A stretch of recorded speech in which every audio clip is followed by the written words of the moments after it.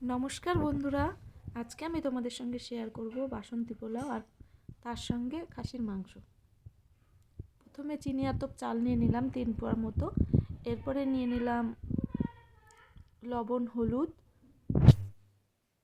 আদা বাটা আর দিয়ে দিলাম ঘি আর গরম মশলা দিয়ে এবার ভালো করে মেখে দেব।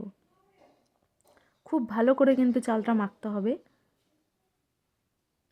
মেখে কিছুক্ষণের জন্য রেখে দেব। আমি এখানে 15 মিনিটের জন্য রাখলাম। দেখো 15 মিনিট পরে ঢাকাটা তুলে নেব। তুলে এরপর একটা কড়াই বসিয়ে দেবো। কড়াইয়ে দিয়ে দেবো সাদা তেল আর দিয়ে দেবো ঘি। ঘিয়ের পরিমাণটা একটু বেশিই দিলাম, যেহেতু ঘি দিয়েই পোলাওটা হবে। পরে আমি ঘি দিব না। এরপরে দিয়ে দিলাম এলাচ, দারচিনি, লবঙ্গ, কাজু কিশমিশটা হালকা করে ভেজে নেব, বেশি ভাজবো না। দেখো হালকা নেড়ে চেড়ে এবারে চাল দিয়ে দেবো।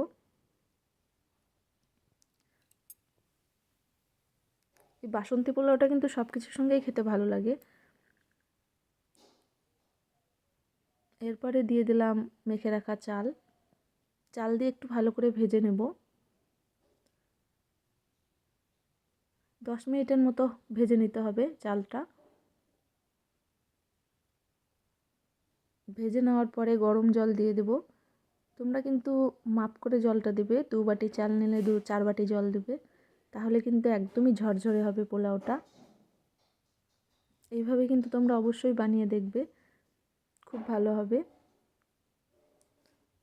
2 বাটি জল দিয়ে দেবো এই বাটির।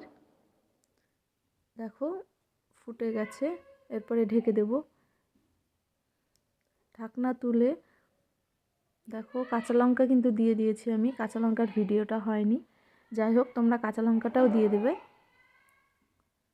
একটু কম সেদ্ধ হয়েছে, ওই হালকা নাড়াচাড়া করতে করতেই সেদ্ধ হয়ে যাবে।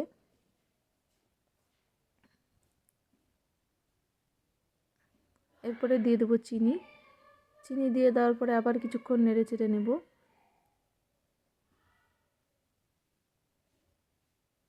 দেখো এবার চালটা ভালোভাবে সেদ্ধ হয়ে গেছে।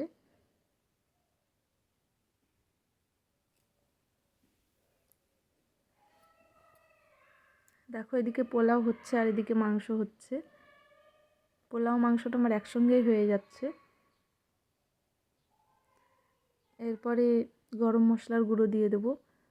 আর কিন্তু ঘি দিব না, যেহেতু ঘি দিয়ে রান্নাটা করলাম পোলাও, যার জন্য আর ঘি দেব না। এরপরে নামিয়ে নেব। তোমরা কিন্তু অবশ্যই এই বাসন্তী পোলাওটা রান্না করবে এইভাবে, খুব ভালো লাগবে। তোমরা পনিরের সঙ্গেও খেতে পারো, খাসির মাংসের সঙ্গেও খেতে পারো, চিকেনের সঙ্গেও খেতে পারো, সব কিছুর সঙ্গে খুব ভালো লাগবে। তোমরা কিন্তু অবশ্যই ট্রাই করবে। যদি তোমাদের রান্নাটা ভালো লেগে থাকে অবশ্যই লাইক করবে, কমেন্টে জানাবে। আর যদি তোমরা নতুন হয়ে থাকো প্লিজ চ্যানেলটা সাবস্ক্রাইব করে দিয়ে আমার পাশে থাকবে। আজকের মতো এই পর্যন্ত।